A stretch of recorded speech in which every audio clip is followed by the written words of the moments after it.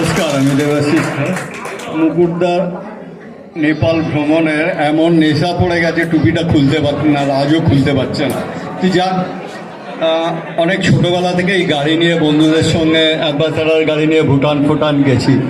তখন তো কিছুই ছিল না, খালি এই আর একটা ছোট ম্যাপ নিয়েই চলে গেছি। ঘুরেছি, অনেক ঘুরেছি।